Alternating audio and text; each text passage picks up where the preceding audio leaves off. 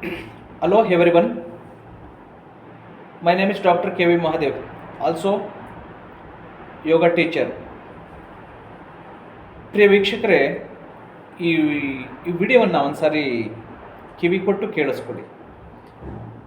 ನಿನ್ನೆ ಮಧ್ಯಾಹ್ನ ನಾವು ಪಲ್ಮನೇರುವಿಂದ ಬೆಂಗಳೂರು ಕಡೆ ಬರ್ತಾ ಇದ್ವಿ. ಬರೋ ದಾರಿನಲ್ಲಿ ಕೋಲಾರದಿಂದ ಸ್ವಲ್ಪ ಹಿಂಭಾಗದಲ್ಲಿ ನಾನು ಯಾವಾಗ ಕಾರ್ ಡ್ರೈವ್ ಮಾಡಿದ್ರು ನಾನು 60-70 ಕಿಲೋಮೀಟರ್ಸ್, ಅದು ಹೈವೇ ಆದರೂ ಅಷ್ಟೇ, ಯಾವುದೇ ರೋಡ್ ಆದರೂ ಅಷ್ಟೇ, ಹೈವೇನಲ್ಲಿ 65 ಕಿಲೋಮೀಟ್ರಲ್ಲಿ ಬರ್ತಾಯಿದ್ದೆ. ನಾನು ಬರ್ತಿರ್ಬೇಕಾದ್ರೆ ಒಂದು ಹಲಿಗೆ ಪೀಸು, ಒಂದು ಸ್ಕ್ವೇರ್ ಆಗಿರೋ ಹಲಿಗೆ ಪೀಸು, ಅದರಲ್ಲಿ ಒಂದು ಫ್ರೆಶ್ ಆಗಿರುವಂತಹ, ನಾವು ಗೋಡೆಗೆ ಹೊಡಿತೀವಲ್ಲ ಆಣಿ ಮೊಳೆಗಳು, ಒಂದು 8-10 ಮೊಳೆಗಳನ್ನು ಅದರಲ್ಲಿ ಆ ಒಂದು ಪೀಸ್ನಲ್ಲಿ ಹೊಡೆದಿದ್ರು. ಸೊ ನನಗೆ ದೂರದಿಂದ ಏನೋ ಒಂದು ಪೀಸ್ ಬಿದ್ದಿದೆ ಅನ್ನೋ ಥರ ಕಾಣಿಸ್ತು. ಸುಮಾರು ಒಂದು 10 ಅಡಿ ಹತ್ರಕ್ಕೆ ಬಂದಾಗ ಆ ಒಂದು ವುಡ್ ಪೀಸ್ನಲ್ಲಿ, ಅಂದರೆ ಒಂದು ಹಲಿಗೆನಲ್ಲಿ ಮೊಳೆಗಳೆಲ್ಲ ಈ ಥರ ಮೇಲ್ಮುಖವಾಗಿ ಬರೋ ಥರ, ಲೈಕ್ ದಿಸ್, ಈ ಥರ. ಸೊ ಆ ರೋಡ್ನಲ್ಲಿ ಬಿದ್ದಿತ್ತು. ನನಗೆ ಇಮ್ಮಿಡಿಯೇಟಾಗಿ 65 ಕಿಲೋಮೀಟರ್ ಫಾಸ್ಟಲ್ಲಿ ಇದ್ರಿಂದ, ಸೊ ಅದು ಹೈವೇ ಇದ್ದಿದ್ದರಿಂದ ರೈಟ್ಗೆ ಹೇಳ್ಕೊಳಕ್ಕಾಗಲಿಲ್ಲ, ಲೆಫ್ಟ್ಗೆ. ಯಾಕೆಂದರೆ ಸೊ ತುಂಬ ಇಂಪಾರ್ಟೆಂಟು, ನಾವು ಇಮ್ಮಿಡಿಯೇಟಾಗಿ ಗಾಡಿನ ರೈಟ್ ಆರ್ ಲೆಫ್ಟ್ಗೆ ನಾವು ಸ್ಟೇರಿಂಗನ್ನು ಟರ್ನ್ ಮಾಡಿದ್ರೆ ಹಿಂದೆ ಬರೋ ವೆಹಿಕಲ್ಗೆ ನಮಗೆ ಆಕ್ಸಿಡೆಂಟ್ ಆಗೋ ಚಾನ್ಸಸ್ ಜಾಸ್ತಿ ಇರ್ತದೆ. ಹಾಗಾಗಿ ಸ್ವಲ್ಪ ನಾನು ನೋಡಿದ ತಕ್ಷಣ ಸ್ವಲ್ಪ ಅವಾಯ್ಡ್ ಮಾಡಿ ಸ್ವಲ್ಪ ಲಿಟ್ಲ್, ಅಂದರೆ ಆ ಹಲಿಗೆದ ಸ್ವಲ್ಪ ಪಕ್ಕಕ್ಕೆ ಆ ಟೈರ್ನ ಸ್ವಲ್ಪ ಅವಾಯ್ಡ್ ಮಾಡಿ ತಗೊಂಡೆ. ಆದ್ರೂ ಟೈರ್ ಎಡ್ಜ್ಗೆ ಆ ಒಂದು ಮರದ ಹಲಿಗೆ ತಾಗಿ 2 ಕಡೆ ಪಂಚರ್ ಆಗಿತ್ತು, ಯಾವುದು ಲೆಫ್ಟ್ ವೀಲು. ಸೊ ನನಗೆ ಇಮ್ಮಿಡಿಯೇಟಾಗಿ ನನಗೆ ಡೌಟ್ ಬಂತು. ನಮ್ಮ ಫ್ಯಾಮಿಲಿ ಮೆಂಬರ್ಸ್ ಕೇಳಿದೆ, ನೋಡಿ ಇಲ್ಲಿ ಯಾರೋ ಈ ಪಂಚರ್ ಶಾಪ್ನವರು ಬೇಕು ಅಂತಲೇ ನೋಡಿ ಈ ಥರ ಮಾಡಿದ್ದಾರೆ, ಸೊ ತುಂಬ ಕೇರ್ಫುಲ್ಲಾಗಿರಬೇಕು, ಆಲ್ಮೋಸ್ಟ್ ಟೈರ್ ಪಂಚರ್ ಆಗಿರ್ಬೋದು. ಸೊ ಅದು ಪೀಸು ಸೈಡ್ಗೆ ಯಾವಾಗ ಟೈರ್ ಹೋಯ್ತೋ ಅದರಲ್ಲೂ ಕೂಡ 2 ಕಡೆ ಪಂಚರ್ ಆಗಿದೆ, ಆಣಿ ಹೊಡೆದಿದೆ, ಅಂದರೆ ಮೊಳೆ ಹೊಡೆದಿದೆ. ಸೊ ನಾನು ಇಮ್ಮಿಡಿಯೇಟಾಗಿ ಇನ್ನೊಂದು 10 ಮೀಟರ್ಸ್ ಹೋಗೋಷ್ಟರಲ್ಲಿ ನಿಧಾನವಾಗಿ ಗಾಡಿನ ಸ್ಲೋ ಮಾಡಿಕೊಂಡು ಲೆಫ್ಟಿಗೆ ತೊಗೊಂಡು ಗಾಡಿನ ಸೊ ರೋಡ್ ಸೈಡ್ಗೆ ಕಾರ್ನ ಹಾಕಿದೆ. ಇಳಿದು ನೋಡಿದ್ರೆ ನಿಜವಾಗ್ಲೂ ಕಂಪ್ಲೀಟ್ ಬರೀ ಒಂದು 10 ಮೀಟ್ರಲ್ಲಿ ಅಷ್ಟು ಬೇಗ 2 ದಪ್ಪ ಮೊಳೆಗಳು ಹೊಡೆದಿದ್ದರಿಂದ ಪಂಚರ್ ಆಗಿತ್ತು. ಸಪೋಸ್ ನಾನು ಯಾಕೆ ಹೇಳ್ತಾ ಇದ್ದೀನಿ ಅಂದರೆ, ನಾವು ಒಂದು 80, 100, 120 ಕಿಲೋಮೀಟರ್ ಫಾಸ್ಟ್ನಲ್ಲಿ ಬರ್ತಾ ಇರುವಂತಹ ಕಾರ್ಗಳಿಗೆ, ಅಥವಾ ಈ ಓಮ್ನಿ ಅಥವಾ ತುಂಬ ಸ್ಮಾಲ್ ಕಾರ್ಗಳಿಗೆ ನಿಮ್ಮ ಗಾಡಿನಲ್ಲಿ 120, 100, 120 ಕಿಲೋಮೀಟರ್ಸ್ನಲ್ಲಿ ಬರ್ತಾ ನಿಮ್ಮ ಆ ಹಲಿಗೆ ಮೇಲೆ ಎಷ್ಟು ಗಾಡಿಗಳು ಹತ್ತದೋ ಅಷ್ಟು ಗಾಡಿಗಳು ಪಂಚರ್ ಆಗೋದಂತೂ 100% ಗ್ಯಾರಂಟಿ. ಅದೇ ಫಾಸ್ಟ್ನಲ್ಲಿ ನಾವು ನೋಡ್ಕೊಳ್ಳದೆ ಏನಾದ್ರೂ ರೈಟು ಲೆಫ್ಟು ನೋಡ್ತಾ ಸರಿಯಾಗಿ ರೋಡ್ ನೋಡ್ದೇ ಅಥವಾ ಅದನ್ನು ನಾವು ಅಬ್ಸರ್ವ್ ಮಾಡದೇ ಇದ್ದರೆ, ಸೊ ನಾವು ಅದೇ ಫಾಸ್ಟ್ನಲ್ಲಿ ಏನಾದರೂ ರನ್ ಮಾಡಿದ್ರೆ ಗಾಡಿನ, ಖಂಡಿತ ಗಾಡಿ ಅಪ್ಸೆಟ್ ಆಗ್ತದೆ, ಗಾಡಿ ಉಲ್ಟಾ ಆಗೋಗ್ತದೆ ಆ ಫಾಸ್ಟ್ನಲ್ಲಿ, ಇಮ್ಮಿಡಿಯೇಟಾಗೆ ಫ್ರಂಟ್ ಟೈರು ಪಂಚರ್ ಆಗಿದ ತಕ್ಷಣ. ಸೊ ಹಾಗಾಗಿ ನಮ್ಮ ಫ್ಯಾಮಿಲಿ, ನಾವು ಅಥವಾ ಹಿಂದೆ ಬರೋ ಗಾಡಿಗಳು ಏನು ಬೇಕಾದರೂ ಹಾಕ್ಬೋದು. ಸೊ ಹಾಗಾಗಿ ಗಾಡಿ ಅಪ್ಸೆಟ್ ಆಗ್ತದೆ, ಗಾಡಿ ಉಲ್ಟಾ ಪಲ್ಟಿ ಹೊಡೆದು ನಾವು ಸಾಯುವಂತಹ ಚಾನ್ಸಸ್ ಇರ್ತದೆ. ಹಾಗಾಗಿ ಅಲ್ಲಿ ಇರುವಂತಹ ಲೋಕಲ್, ಅಂದರೆ ಆ ಏರಿಯಾ ಪೊಲೀಸ್ನವರು ಅಥವಾ ಜನಗಳು ಆ ಅಕ್ಕಪಕ್ಕದಲ್ಲಿರುವಂತಹ ಒಂದು ಆ ಶಾಪ್ನವ್ರು ಏನಿದ್ದಾರೆ, ಪಂಚರ್ ಶಾಪ್ನವರು, ಅವ್ರಿಗೆ ವಾರ್ನಿಂಗ್ ಮಾಡಬೇಕು, ಪೊಲೀಸ್ ಸ್ಟೇಷನ್ಗೆ ಕಂಪ್ಲೇಂಟ್ ಕೊಡಬೇಕು. ನನಗೆ ಮಾಡೋಕ್ಕಾಗಲಿಲ್ಲ, ಯಾಕೆಂದರೆ ಒಂದು ಪ್ಯಾರಾಲಿಸಿಸ್, ಲಕ್ಕು ಹೊಡೆದಂತಹ ಪೇಷೆಂಟ್, ಎಮರ್ಜೆನ್ಸಿ ಪೇಷೆಂಟು ನನ್ನ ಗಾಡಿನಲ್ಲಿದ್ದರು. ಅವ್ರಿಗೆ ನಾನು ಇಮಿಡಿಯೇಟಾಗಿ ಟ್ರೀಟ್ಮೆಂಟ್ ಮಾಡಬೇಕಾಗಿತ್ತು. ಹಾಗಾಗಿ ಸೊ ಅವ್ರಿಗೆ ನಾನು ಅದನ್ನು ಮಾಡೋಕ್ಕಾಗಲಿಲ್ಲ. So number 1. ನಂಬರ್ 2, ಈ ದರಿದ್ರ ಜನಗಳು, ನಮ್ಮ ಜನಗಳು ಹೇಗಿದ್ದಾರೆ ಅಂದರೆ, ನಾವು ಎಷ್ಟು ಸಾವಿರಾರು ಜನ ರೋಗಿಗಳನ್ನು ನಮ್ಮ ಮನೆಯವ್ರ ಥರ ನಾವು ಟ್ರೀಟ್ಮೆಂಟ್ ಮಾಡ್ತೀವಿ. ಸೊ 3 ಮೆಂಬರ್ಸು ಲೇಡೀಸ್ ಇದ್ದಾರೆ, ನಾವು 2 ಮೆಂಬರ್ಸು ಜೆಂಟ್ಸ್ ಇದ್ದೀವಿ. ಗಾಡಿ ಪಂಚರ್ ಆಗಿದೆ, ನಮ್ಮಲ್ಲಿ ಆ ಟೂಲ್ಸ್ ಇರಲಿಲ್ಲ, ಹೋಗೋ ಅರ್ಜೆಂಟಲ್ಲಿ ನಾವು ನೋಡ್ಕೊಳ್ಳಲಿಲ್ಲ.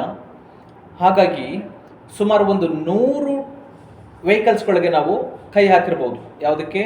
ಆಟೋಗಳು, ಕಾರ್ಗಳು, 2 ವೀಲರ್ಸು, ಟ್ಯಾಕ್ಟರ್ಗಳು ಎಷ್ಟು ವೆಹಿಕಲ್ ಬರ್ತವೋ ಎಲ್ಲ ವೆಹಿಕಲ್ಗೂ ಕೂಡ ನಾವು ಎಲ್ಪ್ಗೆ ಕೈ ಹಾಕ್ತೀವಿ. ಈ ದರಿದ್ರ ಜನಗಳು ಎಂಥ ಮೈಂಡ್ ಸೆಟ್ ಇದ್ದಾರೆ ಅಂದರೆ, ಪಾಪ ಮಧ್ಯಾಹ್ನ ಒಂದು 2-2:30 ಇರ್ಬೋದು, ಆಫ್ಟರ್ನೂನು, ಪಾಪ ಲೇಡೀಸ್ ನಿಂತ್ಕೊಂಡಿದ್ದಾರೆ ರೋಡ್ನಲ್ಲಿ, ತುಂಬ ಬಿಸಿಲಿದೆ, ಏನೋ ಅವ್ರಿಗೆ ಹೆಲ್ಪ್ ಬೇಕು, ನಿಲ್ಲಿಸ್ಬಿಟ್ಟು ಪಾಪ ಅವ್ರಿಗೆ ಹೆಲ್ಪ್ ಕೇಳೋಣ ಅನ್ನುವಂತಹ ಮಾನವೀಯತೆ ಕಳ್ಕೊಂಡಿರುವಂತಹ ದರಿದ್ರ ಮಾನವರು ಮನುಷ್ಯರು. ನಾವು ಹಾಗಲ್ಲ, ಎಲ್ಲೇ ಏನೇ ಆಗಿದ್ರು ಇಮ್ಮಿಡಿಯೇಟಾಗೆ ಸೊ ನಾವು ಅವ್ರಿಗೆ ಹೆಲ್ಪ್ ಹೋಗ್ತೀವಿ. ಯಾರೇ ಆಗಿರ್ಬೋದು, ನನ್ನ ಪೇಷಂಟ್ ಆಗಿರಬಹುದು ಅಥವಾ ಅನದರ್ ಪರ್ಸನ್ಸ್ ಯಾರೇ ಆಗಬಹುದು ಅಥವಾ ಸೊಸೈಟಿನಲ್ಲಿರ್ಬೋದು, ಆ ಸಿಚುವೇಶನ್ ನೋಡ್ತೀವಿ. ಇದು ನೈಟಲ್ಲ, ಅಥವಾ ಯಾರೋ ನಮಗೆ ಚೀಟ್ ಮಾಡ್ತಿದ್ದಾರೆ, ಯಾರೋ ದರೋಡೆಕೋರರು ಏನೋ ಮಾಡ್ತಾರೆ ಅಂತ, ಅದು ಹೆಣ್ಣು ಮಕ್ಕಳುಗಳಿದ್ದಾರೆ. ಮಧ್ಯಾಹ್ನ 2:30 ಅಷ್ಟು ಜನಕ್ಕೆ ನಾವು ಕೈ ಹಾಕಿ ಹೆಲ್ಪ್ ಕೇಳಿದ್ರೆ ಯಾರೂ ಬರಲಿಲ್ಲ. ಕೊನೆಗೆ ಪಾಪ ಒಂದು 1 ಅವರ್ ಆಗಿರ್ಬೋದು, ನಾವು ಏನೇನೋ ಸರ್ಕಸ್ ಮಾಡಿದ್ವಿ ಅದನ್ನು ಸ್ಟೆಪ್ನಿ ಚೇಂಜ್ ಮಾಡಬೇಕು ಅಂತ. ಕೊನೆಗೆ ಯಾರೋ ಪಾಪ ಪುಣ್ಯಾತ್ಮರು ನೋಡಿ, ಅದಕ್ಕಿಂತ ಅವ್ರನ್ನ ಪುಣ್ಯಾತ್ಮರು ಅನ್ನೋದು. ಸೊ ಒಂದು 4 ಮೆಂಬರ್ಸ್ ಪಾಪ ಯಾರೋ 2 ಟೂ ವೀಲರಲ್ಲಿ ಹೋಗ್ತಿದ್ದವರು, ಒಂದು ಆಟೋ ಹುಡುಗ, ಒಂದು ಮಾರುತಿ ವ್ಯಾನು, ಯಾಕೆಂದರೆ ಅವ್ರ ಹತ್ರ ಸ್ಟೆಪ್ನಿ ಇರುತ್ತೆ ಅಂತ ನನಗೆ ಗೊತ್ತಿತ್ತು. ಸೊ ಹಾಗಾಗಿ ಒಂದು ಮಾರುತಿ ವ್ಯಾನ್ ಕೊನೆಯಲ್ಲಿ ನಿಲ್ಲಿಸಿದ್ರು. 1 ಅವರ್ ನಮಗೆ ಯಾರೂ ಹೆಲ್ಪ್ ಮಾಡಲಿಲ್ಲ. ಒಂದು ಮಾರುತಿ ವ್ಯಾನು, 2 ಟೂ ವೀಲರು, ಒಂದು 4 ಮೆಂಬರ್ಸ್ ಬಂದು ಪಾಪ ಅವರು ನಿಂತ್ಕೊಂಡು ಆ ಕಲ್ಲೆಲ್ಲ ತೊಗೊಂಡು ಬಂದು ಸೊ ಆ ಜಾಕ್ ಹಾಕಿ ಎತ್ತಿ ಟೈರ್ನ ವೀಲ್ನ ಚೇಂಜ್ ಮಾಡಿ ಹೆಲ್ಪ್ ಮಾಡಿಕೊಟ್ರು. ನೋಡಿ, ಸುಮಾರು ಒಂದು 500-600 ವೆಹಿಕಲ್ ಪಾಸ್ ಆಗಿರ್ಬೋದು, ಯಾರೂ ಕೂಡ ಹೆಲ್ಪಿಗೆ ಬರಲಿಲ್ಲ. ಕೊನೆಗೆ ಪಾಪ ನಾವು ಕಂಟಿನ್ಯೂಸ್ ಆಗಿ ಹೆಲ್ಪ್ ಕೇಳ್ತಾನೆ ಇದ್ವಿ. ಆ ಲೇಡೀಸ್ ಕೂಡ ಪಾಪ ಕೊನೆಗೆ ಒಂದು 3-4 ಮೆಂಬರ್ಸ್ ಪುಣ್ಯಾತ್ಮರು ಹೆಲ್ಪ್ ಮಾಡೋದು. ಅಂದರೆ ನಾನು ಇಲ್ಲಿ ತಿಳ್ಕೊಂಡಿದ್ದೇನೆಂದರೆ, ಒಂದು 500 ಮೆಂಬರ್ಸ್ ಟು ಅಥವಾ 1000 ಮೆಂಬರ್ಸನ್ನ ನಾವು ಎಕ್ಸಾಂಪಲ್ ತೊಗೊಂಡ್ರೆ ಅದರಲ್ಲಿ ಇರೋರು ಕೇವಲ 5 ಮೆಂಬರ್ಸ್ ಅಂತ ಗೊತ್ತಾಯ್ತು ನನಗೆ. 1000 ಜನದಲ್ಲಿ ಇನ್ನು 999 ಜನ 995 ಪೀಪಲ್ಸ್ ಇದಾರಲ್ಲ, ಇವರು ಮಾನವೀಯತೆ ಮನುಷ್ಯತ್ವನೇ ಕಳ್ಕೊಂಡಿರುವಂತಹ ಮೃಗಗಳು ಅಂತ ಹೇಳ್ಬೋದು. ಇದು ಎಕ್ಸಾಂಪಲ್. ಹಾಗಾಗಿ ನೀವು ಕೂಡ ಮನುಷ್ಯರಾಗಿ ಅಂತಹ ಸಿಚುವೇಷನಲ್ಲಿ ಏನು ಪ್ರಪಂಚ ಮುಳುಗೋದೇನಿರೋದಿಲ್ಲ. ನೀವು ಕಡಿದು ಕಟ್ಟೆ ಹಾಕಿ Harangi dam, Kabini dam, Hemavathi dam ಇದ್ಯಾವುದೂ ನೀವು ಕಟ್ಟಿ ಏನು ಪ್ರಪಂಚ ನೀವೇನು ಉದ್ಧಾರ ಮಾಡೋರಲ್ಲ. ತುಂಬ ಎಮರ್ಜೆನ್ಸಿ ಇದ್ದರೆ ಹೋಗಿ ಪರವಾಗಿಲ್ಲ. ಅಲ್ಲಿ ಬರ್ತಾ ಇರುವಂತಹ 500-600 ವೆಹಿಕಲ್ಗಳಿಗೆ ಯಾರಿಗೂ ಅಂತ ಎಮರ್ಜೆನ್ಸಿ ಏನು ಇರೋದಿಲ್ಲ.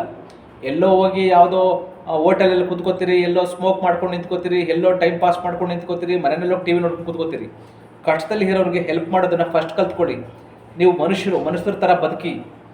ಸೊ ನೋಡಿ, 1000 ಜನ ಇರ್ಬೋದು. ನನ್ನ ಎಕ್ಸಾಂಪಲ್ ಪ್ರಕಾರ 1000 ಜನದಲ್ಲಿ ಕೊನೆಗೆ ಹೆಲ್ಪ್ ಮಾಡಿದ್ದು ಕೇವಲ 5 ಜನ. ಅಂದರೆ ಇನ್ನು 995 ಅಂದರೆ 995 ಮೆಂಬರ್ಸ್ ಮನುಷ್ಯರೇ ಅಲ್ಲ ಅಂತ ಹೇಳ್ಬೋದು. ಅಂದರೆ ನಮಗೆ ಹೆಲ್ಪ್ ಮಾಡಲಿಲ್ಲ, ಅವ್ರು ಮನುಷ್ಯರೇ ಅಲ್ಲ ಅಂತ ಅಲ್ಲ. ಅಷ್ಟು ಜನದಲ್ಲಿ ಒಂದು 100 ಮೆಂಬರ್ಸ್ಗೆ ಅರ್ಜೆಂಟ್ ಇರಬಹುದು. ಇನ್ನು ಮಿಕ್ಕದವ್ರಿಗೆ ಏನಾಗಿತ್ತು, ನಾನು ಯಾಕೆ ಹೇಳ್ತೀನಿ ಅಂದರೆ, ನಾನು ಆ ಥರ ಅಲ್ಲ, ನಾವು ಆ ಥರ ಅಲ್ಲ. ನನ್ನ ಪೇಷೆಂಟ್ಗಳಿಗೆ ನಾನು ಅವ್ರನ್ನ ದೇವರು ಅಂತ ಟ್ರೀಟ್ ಮಾಡ್ತೀನಿ. ನನ್ನ ಯೋಗ ಕ್ಲಾಸ್ಗಳಲ್ಲಿ ನನ್ನ ಟೈಮ್ 1 ಅವರ್ ಇದ್ದರೆ 2 ಅವರ್ಸ್ 3 ಅವರ್ಸ್ ನಾನು ಯೋಗ ಕ್ಲಾಸ್ ತೊಗೋತೀನಿ, ಆಧ್ಯಾತ್ಮ ಪ್ರಾಣಾಯಾಮದ ಕ್ಲಾಸ್ಗಳು. ಸೊ ಹಾಗೆ ಮನುಷ್ಯರ ಥರ ಬದುಕೋದನ್ನು ಕಲಿಬೇಕು. ನಂಬರ್ 2, ನನಗೆ ಅಲ್ಲಿ ಹೋಗಿ ಒಂದು ಪೊಲೀಸ್ ಸ್ಟೇಷನಲ್ಲಿ ಕಂಪ್ಲೇಂಟ್ ಮಾಡುವಷ್ಟು ಟೈಮ್ ಇರಲಿಲ್ಲ. ಯಾಕೆಂದರೆ ಪೇಷೆಂಟ್ ಇದ್ರು ಗಾಡಿನಲ್ಲಿ. ಸೊ ಅವ್ರಿಗೆ ಪಾಪ ಏನೂ ಕೊಟ್ಟಿರಲಿಲ್ಲ, ಅವ್ರಿಗೆ ಊಟನೇ ಕೊಟ್ಟಿರಲಿಲ್ಲ. ಪಾಪ ಬೆಳಗ್ಗೆಯಿಂದ ಬರೀ ಲಿಕ್ವಿಡ್ ವಾಟರ್ನಲ್ಲಿ ಇದ್ದರು, ಮತ್ತು ತುಂಬ ಬಿಸಿಲಿತ್ತು. ಸೊ ಹಾಗಾಗಿ ನನಗೆ ಹೋಗಿ ಅದು ಕಂಪ್ಲೇಂಟ್ ಮಾಡುವಂಥದ್ದಿರಲಿಲ್ಲ. ಮತ್ತು ಶಾಪ್ ಮುಂದೆ ಬಂದು ಒಂದು ಪಂಚರ್ ಆಗಿದ್ದ ಜಾಗದಿಂದ ಒಂದು 500 ಮೀಟರ್ಸಲ್ಲಿ ಲೆಫ್ಟ್ ಸೈಡಲ್ಲಿ ಒಬ್ಬ ಮುಸಲ್ಮಾನರದ್ದು ಒಂದು ಟೈರ್ ಪಂಚರ್ ಅಂಗಡಿ ಇತ್ತು.